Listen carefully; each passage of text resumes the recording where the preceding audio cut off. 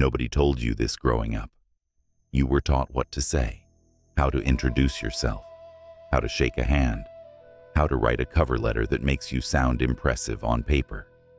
But nobody sat you down and explained the thing that actually determines how people treat you for the rest of your life. The way you carry yourself in ordinary moments is the instruction manual you hand to everyone you meet. Not the speech you give, not the first impression you manage. The texture of your ordinary behavior, how you hold yourself when no one is watching, how you respond when pressure arrives, how you occupy the space you have been given. This is what people are actually reading, always, whether they realize it or not. And here is what most men never understand until it is too late. You have been teaching people how to treat you every single day. Through every moment you stayed quiet when you should have spoken. Every time you explained yourself to someone who did not deserve the explanation. Every time you made yourself smaller to make someone else more comfortable. You have been writing a curriculum, and the people around you have been taking notes. In 1600s Japan, a man named Miyamoto Musashi walked into rooms and changed them without saying a word. His opponents studied him before duels and sometimes walked away without drawing their sword. Not because he threatened them, because something about how he inhabited himself made it clear, without announcement, without performance, that he was not a man who could be underestimated without consequence. He did not achieve this through reputation alone. He achieved it through 7 specific behaviors, 7 ways of carrying himself that communicated in the language that every human being reads before they read anything else. The specific quality of a man who knows exactly what he is worth. This video is about those 7 behaviors, not tips, not hacks, not confidence tricks. The specific, quiet, daily behaviors that the samurai tradition built into the Bushido code, because the warriors understood something that most men in the modern world have never been taught. You do not announce your worth. You demonstrate it every single day in the behaviors that no one has told you are being watched. Before we go further, type samurai in the comments right now if you have ever felt what I am describing. The specific experience of being underestimated, of being in a room and feeling like your presence is being read as less than it actually is. Type samurai. Because what I am about to give you is the exact system for changing that permanently. Behavior 1. You keep your word to yourself first. There is a version of you that has made 100 quiet promises to yourself and broken most of them before the week was out. Wake up earlier, finish that project, stop tolerating that situation, hold that boundary. You know the ones. The private commitments that nobody else even knows about, which is exactly why they matter more than any commitment you have made publicly. Most men understand self-discipline as the ability to do hard things. The samurai understood it as something more specific and more foundational. The Bushido code called it Makoto, genuine sincerity, the precise alignment between what a man says and what a man does, between the interior and the exterior, between the promise and the action. And critically, Makoto began with the promises a man made to himself. Before any loyalty to a lord, before any commitment to a code, the warrior who could not keep his word to himself was a warrior whose word to others meant nothing. Because the people around him, whether they could name it or not, could feel the gap between what he said and what he did, between who he claimed to be and who his private behavior revealed. Here is what nobody tells you about this gap. Your nervous system knows about it. Every time you break a private commitment, every time you say you will do something and then do not, you are not simply failing to complete a task. You are training your own system to believe that your decisions do not mean what they say, and that belief operates invisibly, continuously, in every interaction you have, in how firmly you hold a position under pressure, in how much you over-explain your choices, in the specific quality of apology that enters your voice when you should be speaking with certainty. Epictetus, the Stoic philosopher born a slave who became one of the most quoted minds in history, built his entire philosophy on this. He said that self-mastery is not discipline for its own sake. It is the process of becoming someone whose interior life matches their exterior one. Musashi lived this principle at the extreme end. He trained alone, in forests, before dawn, in conditions that no one witnessed and no one rewarded. The training happened because the commitment was real, not because an audience was watching. And over decades, this practice produced something that no amount of social performance can replicate. A man whose word means something, to himself first, and therefore to everyone who encounters him. The practice is this: one private commitment this week, small enough to be genuinely achievable, important enough to matter, and you keep it, not perfectly, completely. Because the man who builds a record of keeping his word to himself, quietly in the dark with no audience, eventually becomes impossible to underestimate in any room he enters. Behavior 2. You do not over-explain. Count the sentences the next time you say no to something. Most men do not stop at one. They give a reason, then a backup reason, then a small apology wrapped around both, then a reassurance that they are a reasonable person, a good person, a person who would say yes under different circumstances. By the end, the no is so buried under qualification that it barely exists. Over-explaining is the most common way a man silently signals that he does not fully trust his own judgment.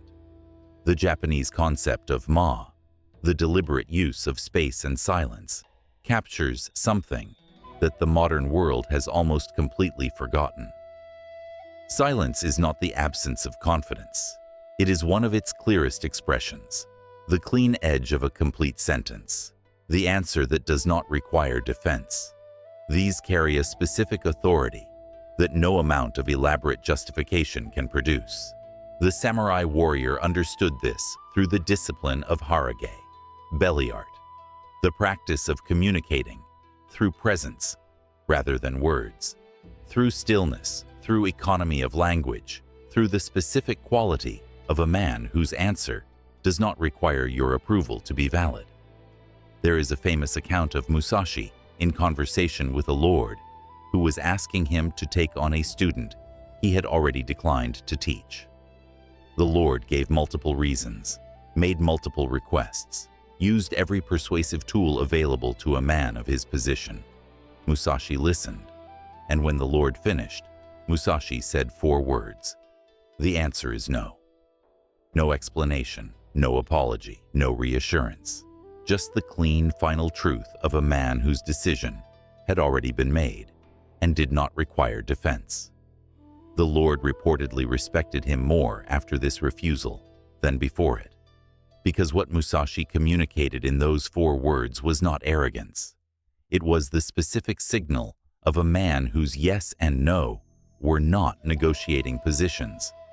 They were statements of fact. The practice is this.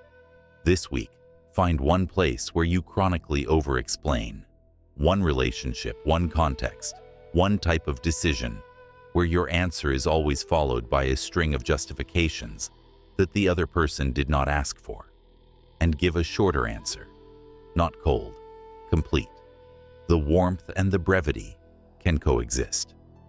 But begin removing the qualifications that are there, not because they are necessary, but because you do not yet fully trust yourself to be enough without them. Behavior 3. You let discomfort sit without rushing to fix it. The moment tension enters a room, most men immediately reach for the resolution. Silence falls and they fill it. Something lands wrong and they apologize before they have determined whether an apology is appropriate. Friction appears and they smooth it over, not because the moment is genuinely resolved, but because the discomfort of waiting feels unbearable. And in doing this, in reflexively relieving every uncomfortable moment before it has been honestly met, they teach the people around them something critical. That tension in this relationship will always be resolved, quickly, regardless of who caused it. The samurai tradition addressed this through Fudoshin, the immovable mind we explored in episode 6. The warrior who could sit in the discomfort of an unresolved moment without flinching. Not because he was cold, because he had trained the specific capacity to be in difficulty without needing to escape it. Marcus Aurelius wrote about this in his private journal with a precision that most men never apply to their own behavior. He spoke of the discipline of not acting from anxiety, of distinguishing between what genuinely requires a response and what merely feels urgent. Discomfort almost always falls in the second category. It feels urgent. It rarely is. There is a story of a tea master in feudal Japan who was challenged to a duel by a samurai he had accidentally offended. The tea master had no martial training. He sought the advice of a sword master who told him this: when you face him, approach the duel the way you approach the tea ceremony, with complete calm, with no urgency. Let the moment be exactly what it is without rushing to be anywhere other than where you are. The next morning, the tea master faced the samurai. He stood completely still. The samurai, expecting panic, expecting the frantic energy of a man trying to survive, encountered instead the specific stillness of someone who had made peace with the moment before it arrived. The samurai sheathed his sword. He bowed. He apologized. Not because the tea master was more powerful, because the tea master was more present. The discomfort that most men rush to relieve is, for the man who has trained the capacity to sit in it, simply another moment. And a man who can be comfortable in any moment, who does not need the moment to change before he can breathe, is a man who is genuinely difficult to underestimate. The practice is this. This week, identify one situation where you reflexively relieve tension that was not yours to carry. One place where you smooth over friction that should be left to resolve itself honestly. And the next time that situation arises, sit with it, not aggressively, calmly, and observe what happens when the moment is allowed to be what it is, rather than immediately managed. Stop here. I need you to drop one word in the comments. Type still if the third behavior described something you recognize in yourself. The reflex to smooth things over, to relieve tension that was never yours to relieve. Type still, because the man who recognizes his specific pattern is the man who has already begun to change it.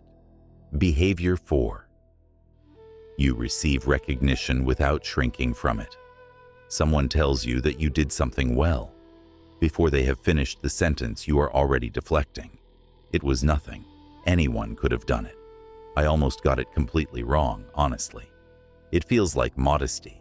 It is not modesty, or at least it is not only modesty. More often, deflecting recognition is a subtle refusal to be seen as capable, an unconscious protection against the discomfort of being genuinely valued, as if agreeing with someone who sees your worth is dangerous, as if receiving their positive assessment graciously is somehow arrogant.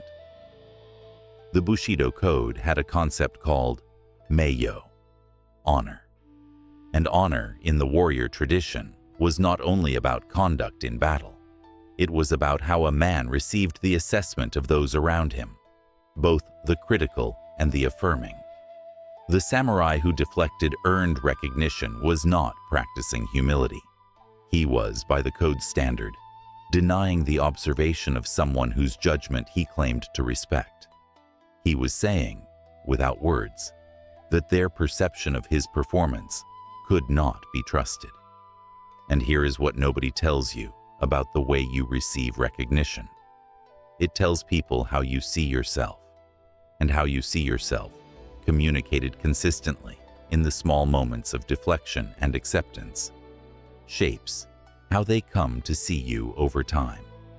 The man who consistently shrinks from his own accomplishments trains the people around him to shrink them too, to offer smaller acknowledgments, to stop making observations that will be deflected, to stop seeing him in the full light of what he is actually capable of, because he has made it clear repeatedly that the full light is too bright for his comfort.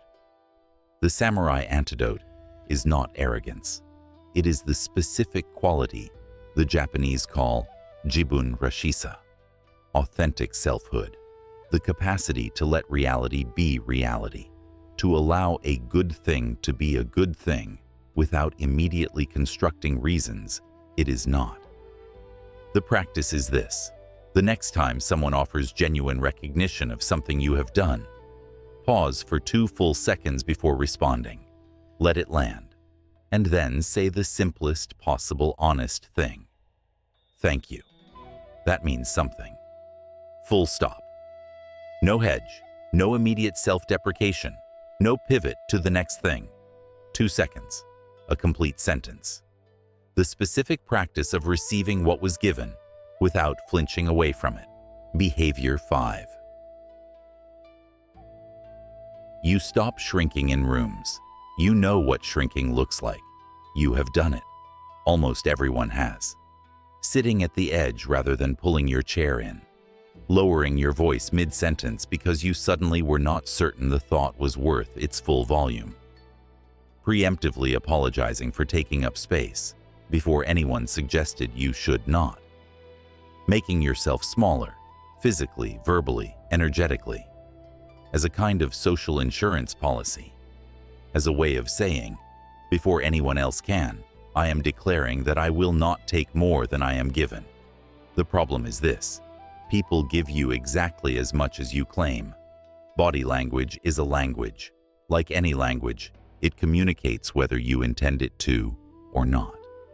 When you walk into a room like you are not sure you belong there, the room tends to agree, not from cruelty, from taking your cue. You have told them, through every contracted posture and apologetic gesture, what to believe about your presence, and they believe you. Musashi never entered a space apologetically. This is documented in every account of him. Whether he was meeting a lord, entering a dojo, or arriving to a duel hours late, he occupied every space with the specific physical quality of a man who had already determined that he belonged there. Not arrogance, certainty. The quiet physical expression of a man who had spent 60 years building something in himself that gave him no reason to apologize for walking through a door. The samurai tradition had a practice for this called kamae, the specific quality of posture, breath, and spatial presence that a warrior maintained, not just in combat but in every environment. The kamae was not a performance. It was the physical expression of the warrior's interior state, the body following the mind that had been trained to occupy its full space without negotiation. The practice is this: walk into the next 3 rooms you enter with one specific adjustment.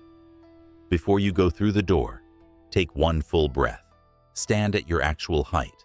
Look at the room level, not down, not up, and then simply be in the space, without editing your presence downward, without the preemptive apology for occupying it. The room was always meant to hold you. You were the one who kept forgetting. Behavior 6. You end what has already ended. Some things are over long before you let them go. The friendship that runs on obligation and shared history that stopped being renewed 3 years ago. The role you have outgrown but keep showing up to perform.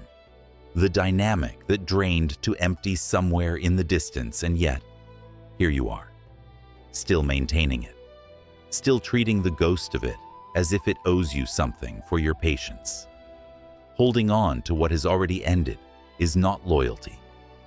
It is a quiet form of self-abandonment. And it teaches everyone watching, the people in your life and the ones on the edges of it, something specific about your presence in the world. That it is not something to be cherished or earned or genuinely received. It is something to be assumed. Something that stays, regardless of whether it is valued. The samurai tradition had a practice that addressed this with a directness that most modern frameworks cannot match. It was built into the code of Bushido through the concept of mushin, the no-mind state. The warrior who had achieved genuine mushin did not cling. He engaged fully while the engagement was real, and he released completely when it was not. Not with bitterness, not with the dramatic ceremony of a man who needs the ending to be acknowledged. With the clean final movement of someone who has recognized that the space is empty and has chosen to stop filling it with his presence. There is a story of a student who trained for years under a swordmaster. The student was talented. The master valued him. But the time of formal training had ended. The student continued arriving every morning for another full year, not because the master required it, but because the student could not bring himself to acknowledge that the chapter was complete. One morning, the master met him at the gate. He said, "You stopped being my student a year ago. What are you practicing now?" The student had no answer, because the honest answer was this: he was practicing staying in a space that no longer needed him, because leaving required a level of self-possession he had not yet claimed. When you hold on to what has already ended, you are not preserving something. You are preventing something. You are keeping the space occupied that your next genuine chapter requires to be empty before it can begin. End what has ended, not with drama, not with the performance of closure that is really just another way of extending the thing you claim to be releasing, with the specific, quiet, dignified withdrawal of a man who has finally decided that his presence deserves to be somewhere it is genuinely received. Stop one more time. Drop the word "release" in the comments if there is something in your life right now, a relationship, a role, a dynamic, a version of yourself that you know has already ended, but that you have not yet released. One word: release. Because naming it here is the beginning of the decision. Behavior 7. You respond. You do not react. Something gets under your skin. Every part of you wants to answer immediately, to match the energy, to defend, to correct, to let them know exactly what you think of what just happened. This impulse is human. It is nearly universal, and acting on it every single time is one of the most efficient ways to hand your power to the person who just activated it. Reacting is automatic. It says, "Whatever just happened has control over me right now." Responding is deliberate. It says, "I heard you. I will engage on my terms." The difference in the moment might look like only a breath, a pause, 2 seconds where you choose not to fill the air. But that pause is doing something that cannot be faked. Epictetus built his entire philosophy around this gap. Between what happens and what you do about it lives a space of freedom. That space is where your character is formed, where the distinction between the reactive man and the composed man becomes visible to everyone in the room. Musashi described this quality in the Book of 5 Rings as one of the 3 diseases of the mind: kyo, or fixation, the state of a warrior who has been captured by what is in front of him, who has lost the fluid responsiveness of the void mind because some input, an insult, a provocation, a threat, has seized his attention and held it. The warrior who reacts has been captured. The warrior who responds has not. There is a documented account of Musashi being publicly insulted by a rival swordsman at a gathering of warriors. The insult was significant. Others present expected Musashi to respond immediately and forcefully. He said nothing. He returned to his tea. He let the silence after the insult grow until it became, by itself, the answer that no words could have produced more effectively. The rival swordsman, having received nothing to push against, was left with his own insult, hanging in the air, answered by the specific stillness of a man who had decided the provocation was not worth the energy of a reaction. The room read this clearly, not as weakness, as the specific rare quality of a man whose center could not be moved by someone else's noise. The practice is this: when the reactive impulse arrives, and it will arrive, do one thing before you speak. One breath, slow, deliberate, not as a calming technique, as the physical enactment of the pause in which your responding self gets a chance to arrive before your reactive self makes a decision. It will spend the next hour explaining. You will not always get this right. The reactive moment will still come. But the practice, the returning again and again to that single breath, is how the responding man is built from the material of a man who used to react. The portrait, what these 7 build in a man.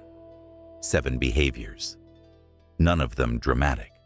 None requiring a reinvention of who you are. None dependent on a single transforming moment that changes everything. That is what makes this both harder and more powerful than anything dramatic could produce. The change is quiet and slow, and once it begins, more durable than anything that happened quickly. Because this is not about becoming someone else. It is about becoming more precisely yourself.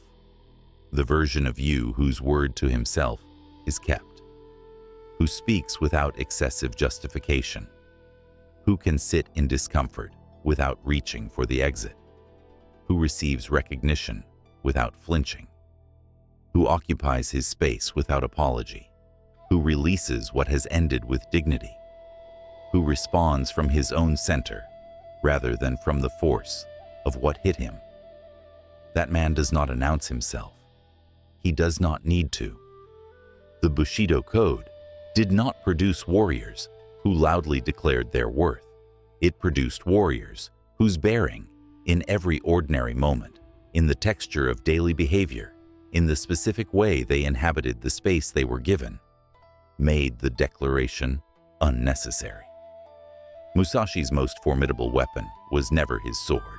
It was the specific quality of a man who had built, through decades of consistent private behavior, an interior that no external provocation could reach.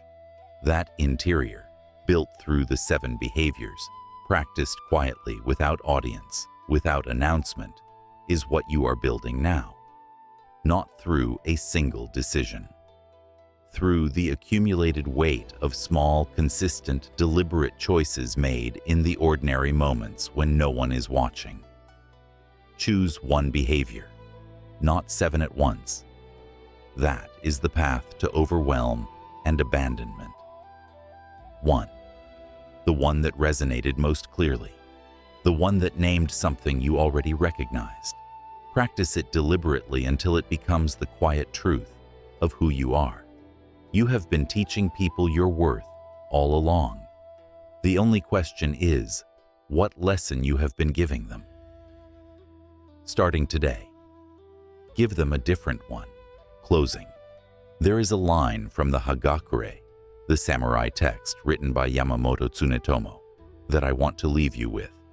It says, "It is bad when one thing becomes 2. He was talking about the moment of the warrior's decision, when the mind is divided, when what must be done and what the warrior fears doing are 2 different things rather than one. These 7 behaviors, at their deepest level, are about closing that division, about becoming the man for whom who he is and how he moves through the world are the same thing, not two things. 1. The man who keeps his word to himself has no division between intention and action. The man who responds rather than reacts has no division between his center and what he expresses. The man who ends what has ended has no division between what he knows is true and what he allows to continue. One thing, whole, undivided. That is what the samurai were building through the Bushido code. Not impressive men, whole ones. You are building the same thing, one behavior at a time, one ordinary moment at a time, in the quiet texture of a daily life that no one else may notice, but that you will feel, gradually and then suddenly, becoming different. If something in this video shifted something in you, even slightly, drop whole in the comments. No explanation needed, just the word. Let me know the path is landing. Subscribe and walk the path with us.